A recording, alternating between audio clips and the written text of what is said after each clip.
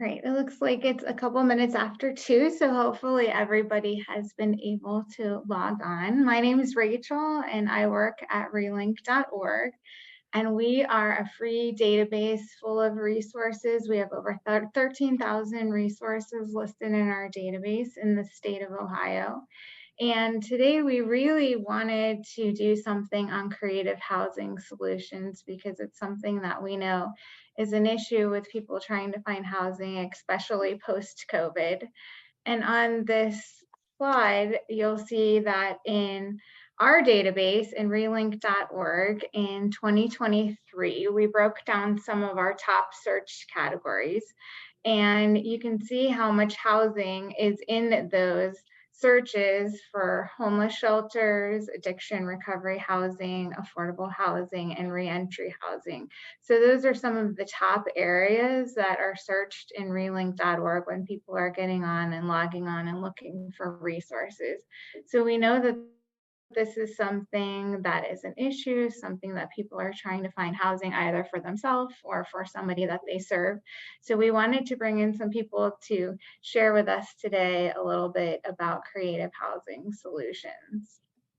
On this next slide, you can see some of the different areas that we have when you log on to relink.org. So when you go to the main page, you can click on Find Help Now, and then you'll have these different categories that you can choose from, and you'll find resources in each category. So we have emergency and crisis, behavioral health, reentry, family services, addiction, human trafficking, basic needs, and then ways that you can get involved if you'd like to volunteer. And in these categories, we have housing listed under different categories, so it's redundant, so it's easy to find. And within the website, we have 2 different ways that you can get housing resources. We list different providers and nonprofits that help people find housing, as well as we have a housing locator banner that you can click on. And within that banner, you can put your zip code and see different properties that are available for rent. If you are a provider and you would like to be listed on relink.org, it's really easy. Once you go to that main page, you can just click and it'll give you an option up at the top to sign up to be a provider. And we can either help you with that, or if you do it yourself, you can just register and make your own account. And that way you can keep your data current and you're able to edit it yourself. If you have any questions or if you need anything, I do community engagement. So I love meeting with the providers that we have in relink.org and hearing a little bit about what you do. Our offices are based out of Twinsburg, but I'm always happy to jump on a Zoom call and hear more about what people that are listed in Relink are doing. You can contact us at info@relink.org, or you can call us at 216-762-0591. So I am now going to turn it over to Matt Muma from Scioto Properties, and he's going to be introducing himself and speaking, and then he's going to pass it off to Gus Frangos from the Cuyahoga County Land Bank, and he's going to be sharing as well.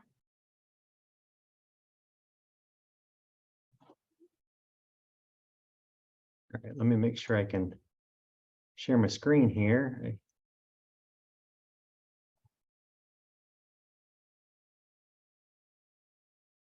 You guys see my presentation? Yes.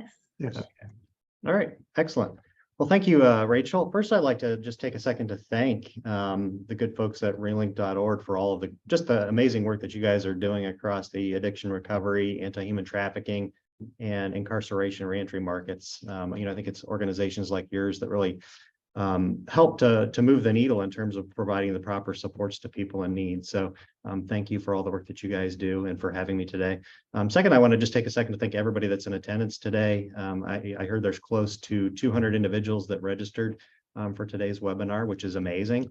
So thank you guys for your interest in showing up, and appreciate being able to present with you today. So first, a little bit about me and my background. I kind of have a very interesting background. I had no real estate experience prior to joining Scioto Properties, and I've been with Scioto Properties for 4 years now as the president and CEO. And prior to my my joining Scioto, I was with the same healthcare organization in Ohio for 20 years and was very fortunate to be able to serve as an executive with ViaQuest, who was the provider agency. They primarily specialize in developmental disability services as well as behavioral health. And I was fortunate in my time there to basically take that company from one company and help to diversify it into 8 different healthcare markets. And that was kind of my claim to fame with ViaQuest while I was there. And while I was there, I was also a 20-year customer of Scioto Properties and just love the organization, love the mission, love trying to find proper housing for people that were in need of services that we were providing as a healthcare organization. And my time at ViaQuest was amazing. And when Scioto came calling, it just seemed like the right opportunity for me at the right time. And I've been so passionate about trying to find ways to help people in need of adequate housing really across the country. And I'll talk a little bit about our scale as an organization here in a minute. So on the slide here, just a picture of me and who I am. There's a QR code if anybody wants to take a picture of that right now. I'll leave it up for a second. But that goes directly to the Scioto Properties website. And while you're on there, you can find a contact us section. And we have it's pretty easy layout. If there's any questions for my presentation today, or if you'd like to set up a meeting or have additional conversations about anything that I talk about, or about the industries that you're in, we're always looking to move into new industries. Please feel free to just take, 3 seconds to fill out the contact us form. And we usually get back with everybody within, within 8 to 24 hours, just depending on what day of the week it is. So, all right, about Scioto Properties. So, I've been told for many years now that we are one of the best kept secrets in Central Ohio. And I don't know if that's good or bad. I'll talk about our size and scale because we're actually very, very large. We're outside of just Ohio. But essentially what we are is we are a national real estate investment company that's committed to providing long-term real estate solutions in the healthcare industry. And essentially since 1999, we've been assisting provider organizations, government entities of both, for-profit, nonprofit stature. We've been assisting private equity companies as private equity has moved into healthcare, essentially with the real estate that they have. A lot of providers don't like to own real estate. It's become more and more of a challenge for healthcare providers trying to serve populations in this challenging economic environment that we've all been in over the last few years. Coming through COVID, coming out of COVID, and now the economic crisis that we're all in.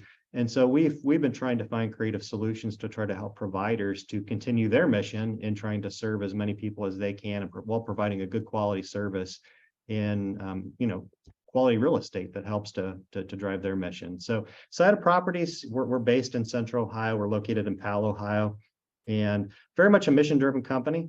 All of the real estate that we own and lease back to providers or lease directly to individuals in need has to have some sort of societal impact. So we don't own things like, strip centers, malls, things like that, pharmacy buildings. We don't own things like that. Everything has to have some kind of a societal impact, whether it's helping individuals with developmental disabilities, traumatic brain injuries, facilities, sober living homes.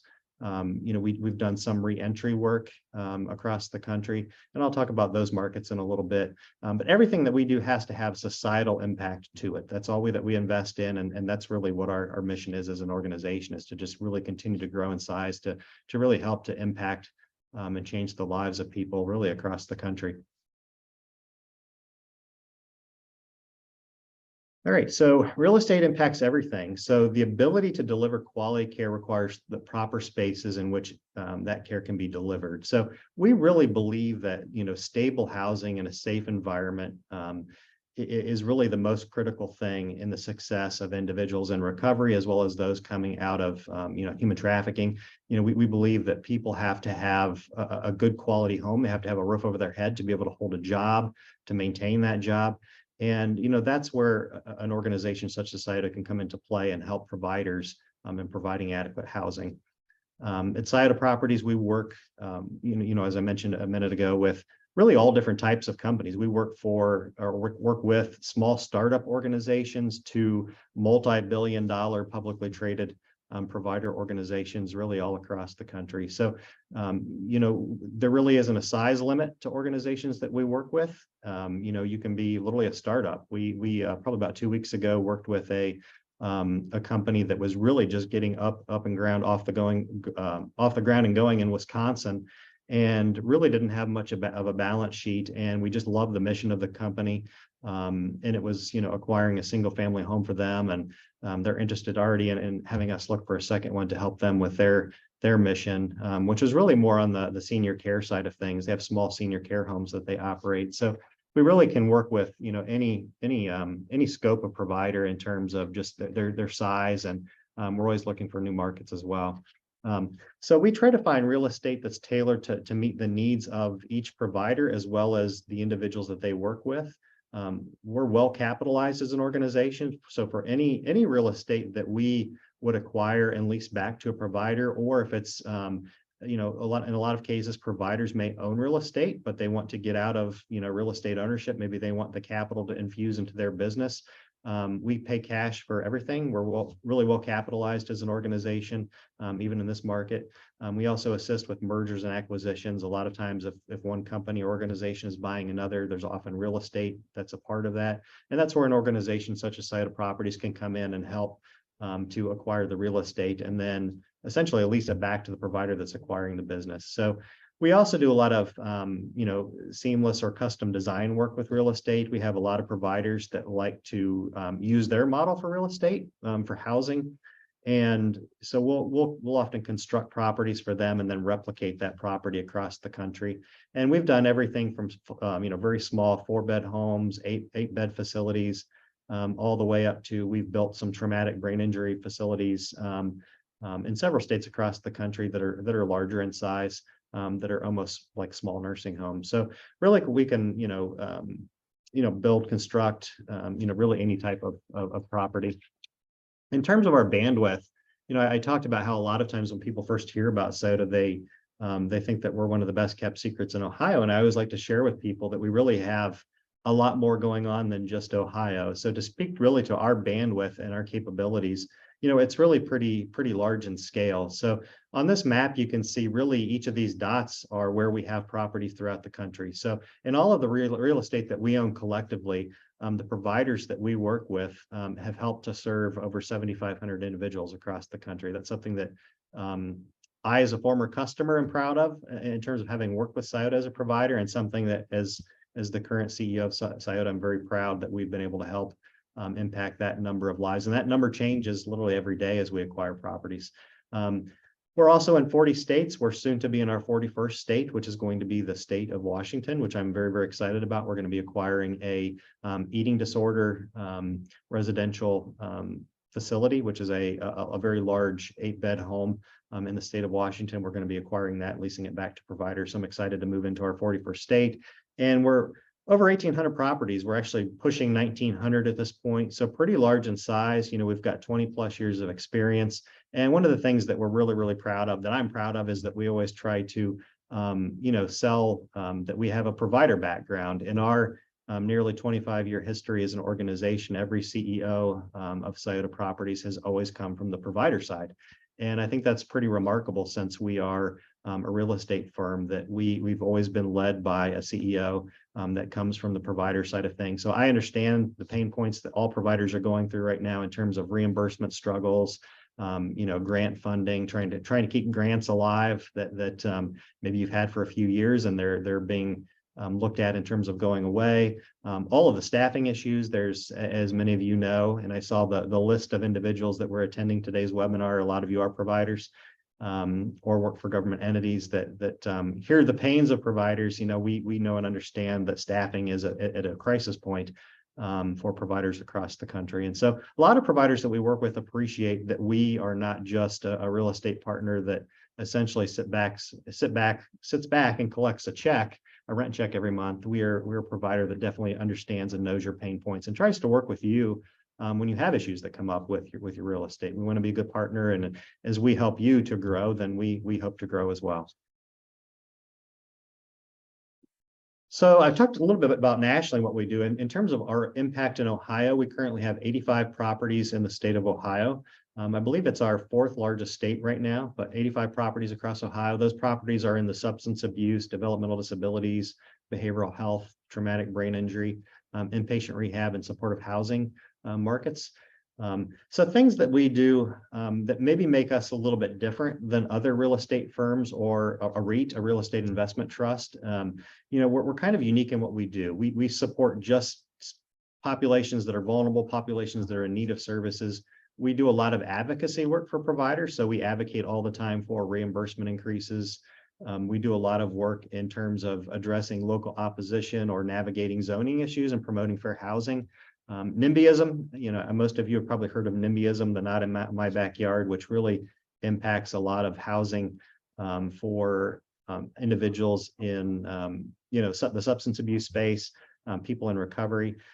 That is one of the big challenges that we try to insert ourselves in to help with, to basically try to educate communities about the need for housing, how it's at a crisis point really across the country. And we try to take away some of the stigma of people that are in recovery or that have developmental disabilities or behavioral health concerns. We try to take some of that stigma away by educating the general public about who's coming to live in some of the properties that we own and lease to providers. And we've been successful in a lot of cases just through utilizing staff that we have internally. We have a vice president of government affairs. She spends a considerable amount of time on these issues per se. It's not a service that we charge for. It's just something that we do because we believe in the providers that we work with and their mission, and we feel that it's essential to make sure that individuals that are in recovery, that have disabilities, that have behavioral health concerns, that need supportive housing across the country, that's it's good quality housing in a safe environment. We try to do our best to help advocate and promote and really some of our efforts in that area are through developing building government relationships to try to educate them as well. We run into a lot of resistance with city council across the country at times, and homeowners associations. We do a lot of work there as well. So that's something that we take a lot of pride in as a real estate partner with the providers that we work with. So a little bit more specifically about what we're doing, and I really call this kind of the meat and potatoes of what Scioto brings to the table on the real estate side of things. But we enable providers to really grow through acquisitions and de novo expansion, so organic expansions. We do a lot of sale leasebacks, as I mentioned, where we acquire the real estate, lease it back to the provider. And one of the new things that we're doing that we're getting a lot of traction and a lot of interest in is a lending program. This is obviously a very, very difficult economic environment. We know that a lot of providers are struggling financially. We know a lot of the providers that we talk to, that we work with on a daily basis, a lot of nonprofits are struggling financially. They may not be able to get the funds that they need to continue to grow their program, to expand services, to reach more people in need. And so one of the things that we're having a lot of great conversations with providers about right now is our ability to kind of serve as a lending arm to them to the point where we're providing them with mortgage funds for them to acquire real estate, to construct real estate, or to acquire and do the substantial rehab to properties that they need to really be able to expand their services. So if that's something that you're interested in, that's something that we'd be more than happy to talk to you guys about. Again, just click on that QR code and I'll show you in a minute where that's at. But the lending program that we've started to roll out to providers, we're getting a lot of interest in that. And I think it's something that we're going to continue to really try to expand on our end as a real estate partner, just from the standpoint of the challenges that really all providers are facing right now in the current economic conditions. We're really well balanced. There really is not a size of transaction that we can't do from a real estate perspective. We do everything from, $1 million. We do less in terms of if it's just a small single family home, really up to $100+ million transactions we have the ability to do just based off of how we're capitalized. In terms of real estate services, I talked a little bit about financing renovations, new construction. So if we acquire a property and it requires it to be rehabbed or renovated a little bit to fit the specific needs of a population, we have the ability internally to do that. We have construction partners all across the country that we work with, and we manage the construction projects to make sure that the homes or properties are renovated to meet physical disabilities. It could be I always call it harden the homes. If there's individuals that have behavioral health issues living in the home where maybe the drywall needs to be reinforced or windows basically with the glass taken out and using a material like Lexan, which is, glass that can't shatter. I always call it NASCAR glass. It's essentially the glass that's used in NASCARs. So we can harden homes. There really isn't anything that we can't do to a home to modify it, but that's a service that we really offer really across the country to providers. And we have a lot of providers that are taking an interest in that as they continue to expand their businesses and try to serve new markets that have special needs. So that's something that we can do. A lot of times we have providers that look at creative ways to have us pay for all of that. So it may be something as simple as we pay for all of that upfront, all of the renovation work to customize the home to meet your needs, and then we just roll the cost of that into the lease. And it could be through any period of time to really help accommodate what the specific provider's needs are.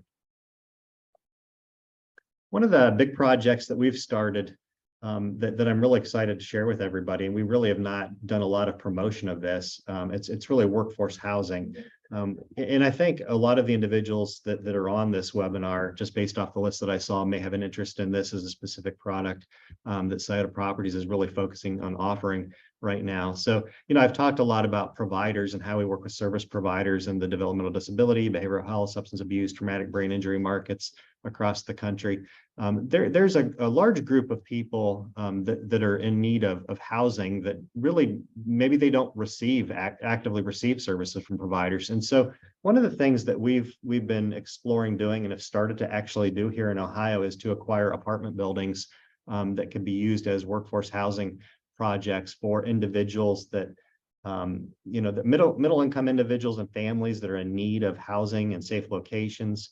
We've talked to developmental disability, county boards of developmental disabilities. I know there's a few of you on the webinar today. We've had conversations with them about acquiring an apartment building and opening up units to allow individuals with disabilities to come in, where we're renovating them to make sure that they're accessible for things like wheelchairs. And in this type of setting, and you can see some of the pictures, these are actually apartment buildings that we own. It's integrated with the general public. It's quality housing, it's safe, community integrated. We consider ourselves to also be a very patient landlord.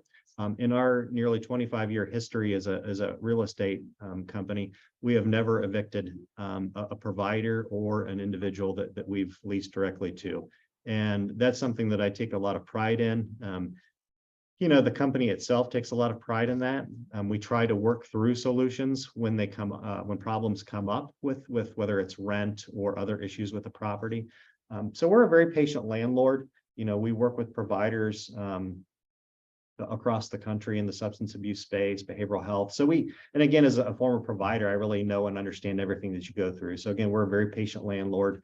We're trying to make sure that when we acquire apartment buildings, we're acquiring them in markets where the rents can be affordable, and also in markets where we know there is going to be need, where there's going to be people that are in the recovery process, or maybe they've come out of human trafficking and they are in need of adequate housing. And we want to be able to be a partner that can help offer that to them. And so if there's anyone on the webinar today that knows of specific markets where housing is needed, large scale housing, we're happy to have a conversation and figure out how we can find an apartment building or buildings in your area, and to try to help be a provider that is patient, understanding, and understands that there's going to be issues that come up with the population that lives in these type of settings. So, and we're also doing that nationally as well. We've got probably right now, about 5 or 6 different states that we're aggressively looking at, but we're open to really opportunities across the country, in terms of apartment buildings. So why choose Scioto Properties? I've mentioned some of these things already, but 20 plus years of experience as a service provider, that's me and my background. I think that is a value add that we have. I've done a lot of consulting outside of real estate with providers in terms of just issues they're saying, and trying to offer some of my previous expertise to help navigate some of the struggles that they're having. We've got a very large team here of experienced real estate professionals that are top notch. We work with realtors all across the country that we've got longstanding relationships with to find properties. So essentially, if you're a company that is in need of real estate, we really handle that in a wide variety of ways. If you want us to basically just go find the real estate and present it to you, we just ask simple questions like, where do you need it? What size, square footage, number of bedrooms, number of bathrooms, and we can present options. There's a lot of times where we have individuals that our provider agencies that just come directly to us and say, hey, I've got 3 homes. Would you take a look and see if you're interested in acquiring them? So we can really look at real estate in any different type of way. We try to customize things to make it as easy for you as possible. Fast and easy property acquisition on our end. We pay cash for everything. So in this environment, that makes us very, very competitive with about anybody out there. We have customizable lease terms, and then we have the rent and landlord stability. A lot of organizations that we're working with right now, we've seen have gone from having 10 different landlords to trying to consolidate that to just us, to where it's just, 1 check per month. There's a lot less to manage. And you've got one real estate partner moving forward to work with. And that is I think I'm out of my time here. So again, I wanted to thank everybody. Hopefully this was somewhat interesting to folks. Again, the QR code there, if you just take a picture of that, that'll go directly to the Scioto Properties website. And if there's any comments or questions that anybody has, we'll make it a point to make those a priority and get back to you. So again, I thank you, realink.org, for the time today. And again, thank you for the great work that you're doing. And I will pass it off to Gus to do the second part of our webinar today. So thank you again. Very good. Thank you, Matt. My name is Gus Frangos. Thank you all for being on this webinar, to the RealLink team. We are the Cuyahoga County Land Bank. I'm the president of that. My quick background is that I'm a real estate lawyer by trade. I have practiced real estate for roughly 40 years. In 2009, in the aftermath of the foreclosure crisis, I was retained to write Ohio's land bank legislation. There are now 66 county land banks as a result of a lot of that work. And county land banks exist, and they were created in the aftermath of the foreclosure crisis to deal with all of the decay, the disinvestment, much of the blight that occurred as a result of that crisis. Entire neighborhoods were gutted. Entire communities were changed from nice little stable communities to essentially like Pottersville. If you watched It's a Wonderful Life, you had George Bailey and the Bedford Falls. Well, one of the visions was that if Potters took over it would turn into Potter's Field. It was all blight and vacant and abandoned. Well, that is actually what was happening in the aftermath of the foreclosure crisis. So these land banks were created to try to stabilize real estate markets. And before you can stabilize, you have to stop the hemorrhaging. And so our organization, and I'll speak for our organization, but the other 66 are all doing the same thing at a different level and different capacities. But basically, what we were doing, we were taking in properties, roughly 100, 120 properties a month. And that's primarily from tax foreclosure, from bank donations, from tax forfeitures. And our job was to size up these properties, triage them, and then try to get them back into the market in a stabilized kind of a way. That stabilized could be everything from demolition and removing blight, to finding rehabbers, to finding people that would want to invest in these homes and make them productive again. And we have a mechanism to try to do that. It's a very highly incentivized way to do it. And there's a very good way we call our deed and escrow, where we make sure that we enforce that the properties get taken care of. Well, so that has evolved into essentially 3 tranches that most land banks participate in. The one is our basic market rate housing, new construction, where we go into neighborhoods that are on the cusp or that are tipping or emerging neighborhoods, and we want to try to stabilize those neighborhoods. And so we do plenty of new construction of homes, and we oftentimes go into neighborhoods where there is an appraisal gap. And so we provide appraisal gap financing. The other pillar of land banking is the affordability feature, which we call our deed and escrow program. We work with Habitat. We do a lot of the stuff ourselves, and we're soliciting private investors to rehab these homes and get them back onto the tax duplicate. The third part is what I wanted to discuss today, and that is the land bank charities affiliate. We discerned early on that of all these properties that were coming through our inventory, there were two important aspects that needed to be dealt with. One was the community development aspect, fixing homes, trying to stabilize neighborhoods. The other part was providing housing. It was, not so much the placemaking piece as it is the people making place. And so what we came up with and what we've been doing now for good almost 12 years is the following.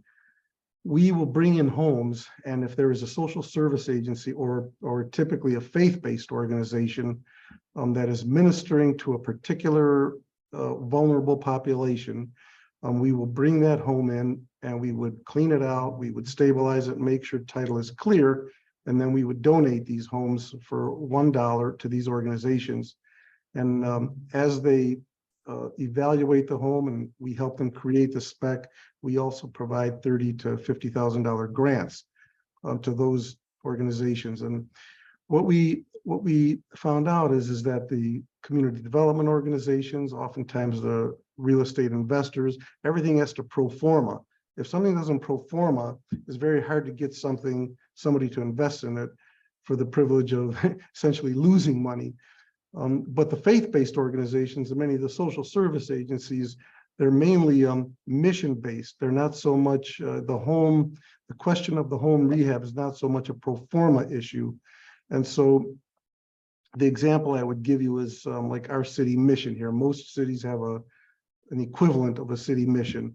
So the city mission operates an organization called Laura's Homes. It's single moms. When those moms are counseled, when they're stabilized, when they're ready to live independently, the city mission will come to us. We would try to harvest a home that is in a suitable area and that has decent bones on it, but needs rehabilitation. The city mission, through its philanthropy, would get that home rehab. Churches would adopt it. Sometimes it's a labor union. Sometimes it's everything from a local police department to you name it. But a lot of people get involved, and it's a labor of love. And once that house gets rehabbed, or while it's being rehabbed, we provide a little bit of wind in the sails of the organization by giving these $30,000 to $50,000 grants. And it is applicable only to this particular program is applicable only to social service agencies and faith-based groups that are ministering to particular populations. Right now, the organizations we work with are those that help folks aging out of foster care, victims of human trafficking, substance abuse recovery, coming out of incarceration, veterans, refugees, and then of course we have the typical, affordability, very affordable type housing, and we work with Habitat on that. But those, are and everybody knows this. It's on this webinar. If whether it's the single mom or it's the coming out of incarceration, if you don't have an address, it's very difficult to get back on your feet, no matter how well you are motivated and your external support structures. If you have children, you need a school district. If you need to get a job, you need to get a driver's license, so you need an address for that to get to and from work. So those organizations, we work with about 15 or 16 of them. It's always growing, but we work with about 15 or 16 groups, all of them in that particular space, ministering to those very vulnerable special populations. And our sweet spot is not the huge organizations, because oftentimes those huge organizations, I shouldn't say huge, but much larger balance sheet type organizations, have the ability to go to some of the traditional grant providers and financing in order to do some of these projects. It's the very small organizations that are doing all this work. They have a ton of passion. They're doing it out of a mission-based, oftentimes faith-based motivation, as opposed to just, you know, a reimbursement motivation. And so, you know, they can definitely use the type of support that we provide, because we paper the organization. We paper the home, we paper the transaction, we deliver clean title, we clean out the home, we create the spec, and we coach these organizations through the rehab. Many of them that are small have now gotten the hang of this, and they went from 1 or 2 homes, now they're doing, you know, 6 or 7 homes. And if it's a congregate living type of environment, more transitional, over the years, we've had, overall, there's been roughly about 2,200 souls that have come through these homes. Properties that are like Habitat or the City Mission, where their model is home ownership, you've basically got families and you've got, you know, children. And so there's less volume of people coming through there because it's a home ownership model. But in our transitional type of housing, our congregate housing for those coming out of incarceration, substance abuse and everything, roughly 2,000 people have come and gone through these homes and have received this kind of help to get back onto their feet. So as I said, it's a labor of love when it comes to doing this, because we are not a social service agency. We don't do that, but we know the value add that these faith-based groups and these social service agencies provide. As I would emphasize, is that our sweet spot is the smaller group. Smaller organizations have a difficult time going to the large funders and saying, here I am, I'm doing this wonderful work. We've helped, you know, 12 women coming out of trafficking, and they'll basically get a pat on their back and say, well, keep up the good work. We want to be in that space where they can come to us and we have the balance sheet, we're able to get the homes, we're able to clear title, and to really help these smaller organizations do what it is they do out of great passion. So we have probably in this space, in our regular affordability program, that's the first and second tranche that I talked about, the pillars of the land bank. We've probably done about 2,600 homes. We're not so much into multi-families. It's mainly, you know, neighborhood stabilization based activity. So it's single and doubles. And between the CDCs, our affordability, our market rate housing, as I said, we've got about 2,200 of those in the more difficult space, but certainly the more rewarding space of dealing with very vulnerable populations and helping them to get back on their feet. We've probably done about 180 homes, and it's been working. We have now, you know, made it a thing, so to speak. Instead of just doing it like we have been, we've created an affiliate called Land Bank Charities, which has been operating for a whole good 3 years as a charity, a 501c3 charity, separate, but an affiliate of the Cuyahoga Land Bank.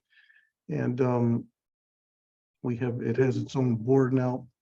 And the focus is right now is to not interfere with the fundraising and the philanthropic network of these smaller organizations, but to receive larger donations at the top, where we can then bring them into land bank charities and filter them back down to these groups.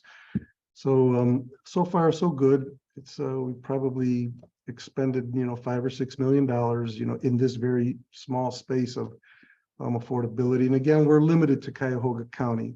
This is something that that the Cuyahoga Land Bank right now is probably the exclusive one that's doing it. But we just had our statewide convention of all the land banks, and many of the land banks are now starting to see the value of being able to provide this kind of housing to the smaller groups for homes that don't often pro forma, but outside financing is coming in and helping to rehab these homes with the help of a grant from the land bank itself.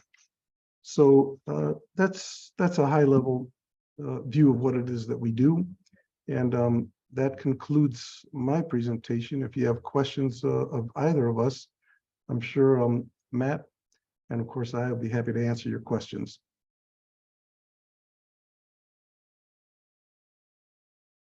Let's look here in the question and answer section, if anybody would like to put a question in. I know that you did answer one of the questions earlier, Matt. They were asking if you could send over a copy of the slide presentation that you shared. Yes, we can send it out to the list. Great, thank you. Does anybody else have any questions?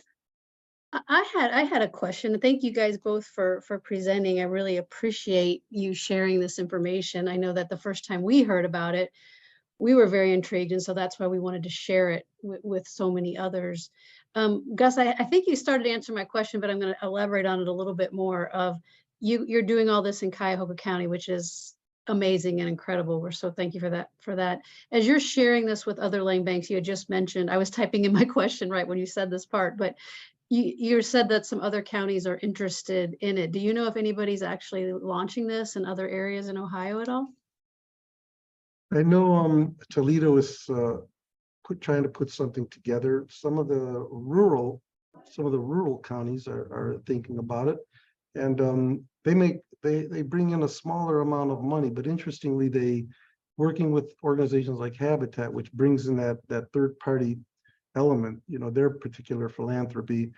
It allows them to do it, and I know it's not Hocking, but it's some of the southern counties. Oh goodness, I don't have an answer to that, but I can certainly but it's not many. I can tell you that there's probably a dozen or so that want to do this and are finding the value of it. And again, Habitat is a great partner in this space because they originate the loan, they hold the loan, they have 0% interest. So when they're bringing their philanthropy in, and land banks can provide a measure of contribution as well, it's a way to address two issues. One is just housing and fixing neighborhoods. The other is reaching the vulnerable populations. So there's about 12 of them that I would say are looking at this model.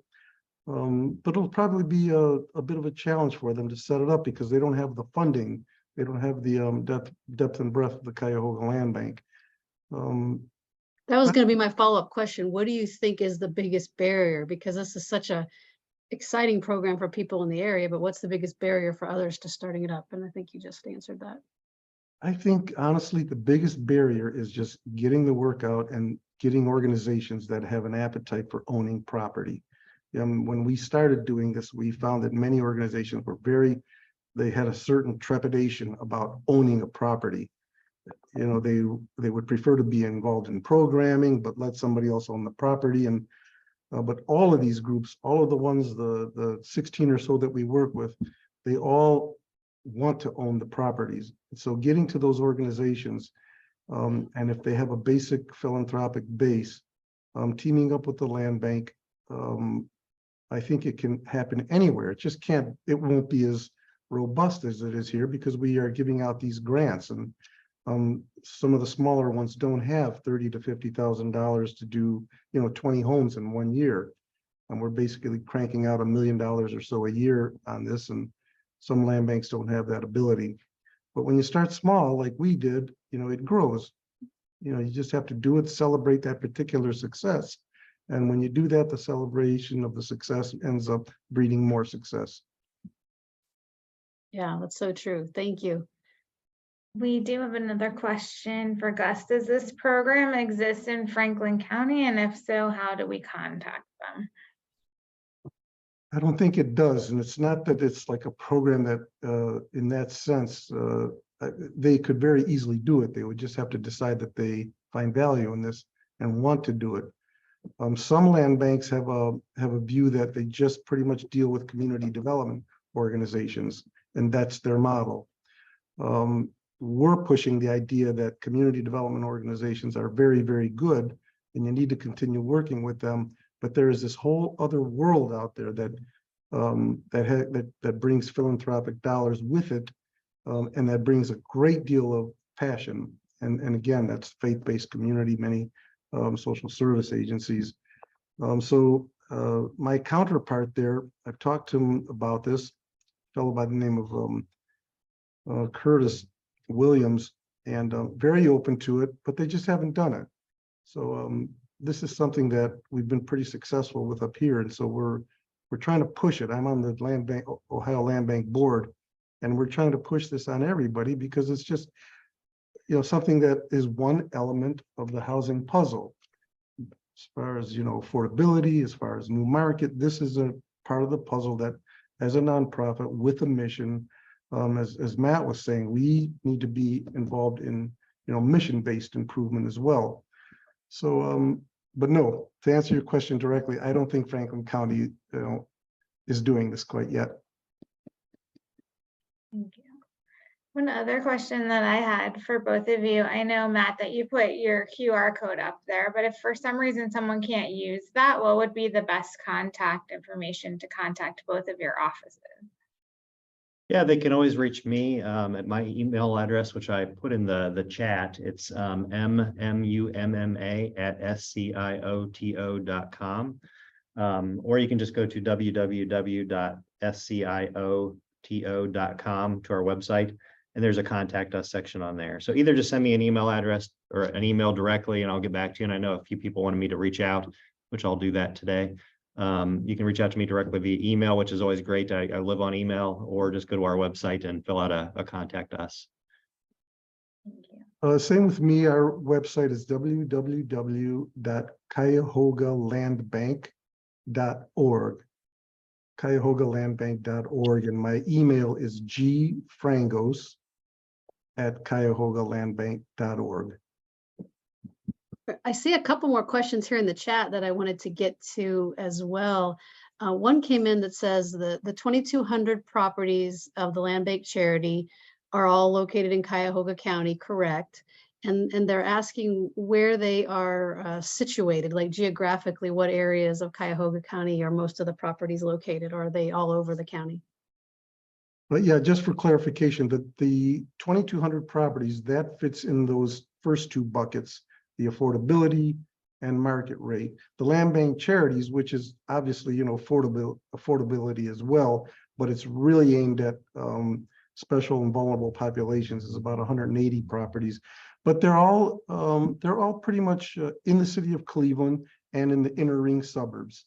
You're not going to find properties that are in good shape in high market areas because the market takes care of those. So what we're doing is kind of a blend of doing community development, neighborhood stabilization, but with a real purpose here when it comes to Land Bank charities. So it's not always easy, but sometimes some months it is easy. It's a dynamic inventory that comes to us, and basically, you know, organizations come to us and they tell us, you know, we want to be near a bus line, we want to be near a school, we want to be near my employment, and so we harvest properties in those areas.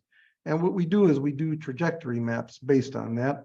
Those maps are everything from what we own or what the city owns or what is in tax foreclosure or what is eligible for tax foreclosure, and we can steer towards tax foreclosure. And again, these are all vacant and abandoned properties. So it's a pretty elaborate system now, the way we map these, and we harvest the properties in order to suit the particular request. Some groups want to be exclusively on the east side. Some want to be on the west side. In the space of Land Bank charities, we've done it all over the county, but primarily inner ring suburbs and the city of Cleveland. Great, thank you. And there's one other question that I see here. It says, can a city use tax money to establish a land bank? That's a long answer, but I'll try to make it simple. City land banks have existed in Ohio since the 1970s. You know, they're municipal land banks. They repose in government. They compete with, you know, fire departments, streets departments, EMS, everything that a city does. And but they're governmental functions. County land banks, like we're talking about here, is a little bit of a different animal. They're established by counties as public purpose organization, but they're nonprofits. They're outside of government. They're funded uniquely, and their sole mission is to do what I've been describing here today. So we're not involved in police and fire safety. We're not involved in street repairs and filling potholes. It's just this. So the municipal land banks, they're very passive, and yes, they're entirely funded by city tax dollars. Our funding is a little bit of a hybrid. I can explain it if somebody really wants to know.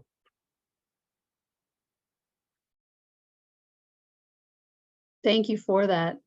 I know that these things get pretty complicated. I mean, I guess the best, I shouldn't keep, that's a cliffhanger.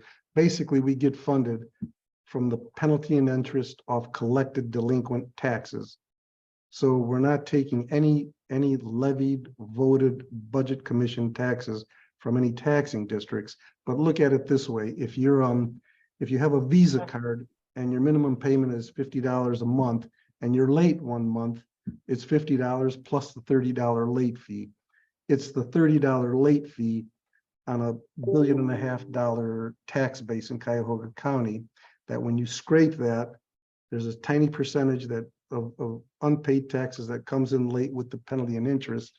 And for us, that brings in about $7 million a year, $7 or $8 million a year. Smaller counties. So interesting.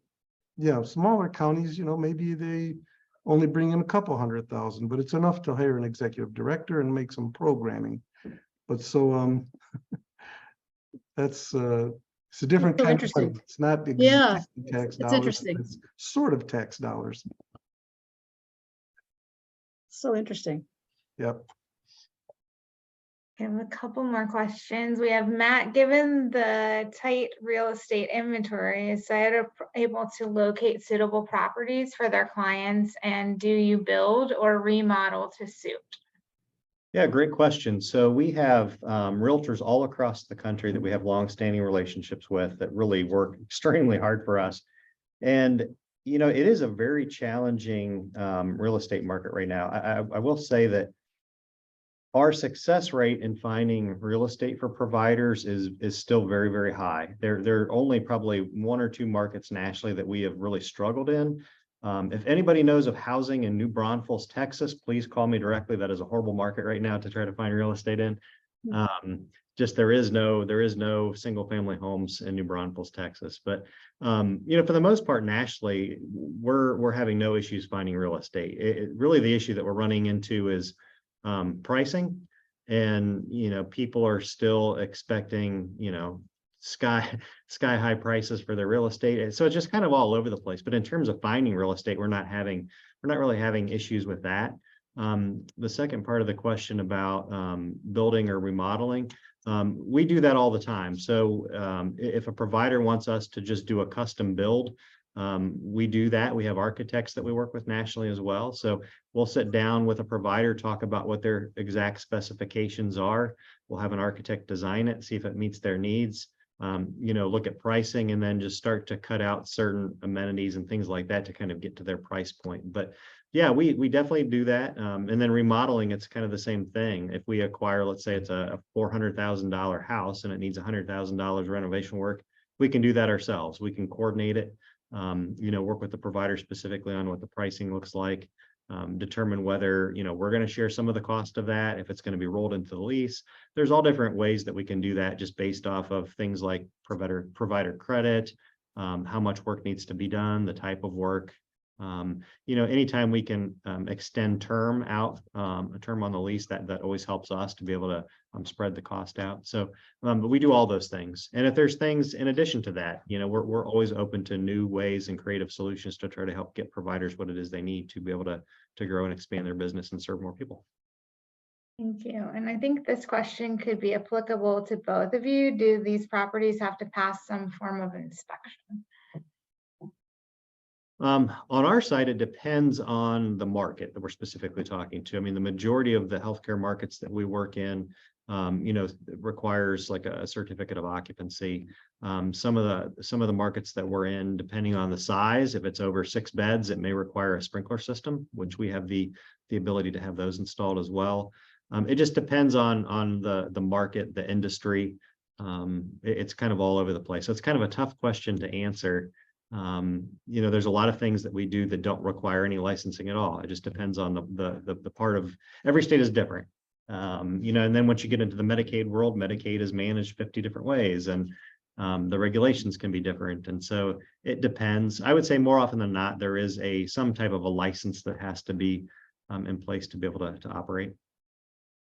With rehabs, there are situations maybe where the rehab does not involve mechanicals and foundation and roof, and so there are those instances where you may not need an inspection. But in all situations, we certainly inspect, and we have a spec sheet. But having said that, everything that we do is subject to all of the laws of the municipality, the zoning code, the building code. And so when you, almost all of these homes require either some kind of plumbing, HVAC, electrical, and mechanicals. And in those instances, we don't give the grant, we don't close out the project unless we have those permits closed out. You have to apply for it, and you have to get it, and you have to submit it. And at that point, we give our grant funds. So we would never want to be in a situation when we're, accused of being bootleggers and we're just doing stuff in the name of doing good without being respectful to the zoning and building laws of the community we're in. Thank you. It doesn't look like we have any more questions, but I appreciate you both giving your contact information in case anyone needs to follow up or has any additional questions after this webinar is over. I thought it was excellent information. I learned a lot, and I really appreciate your time. And thank you so much, everyone, for joining us. And again, if you have any questions for Relink, you can email us at info@relink.org. Thank you for having us. Yes, thank you. Thank Bye. you, guys. Appreciate you very much. Take care. Yeah, bye-bye.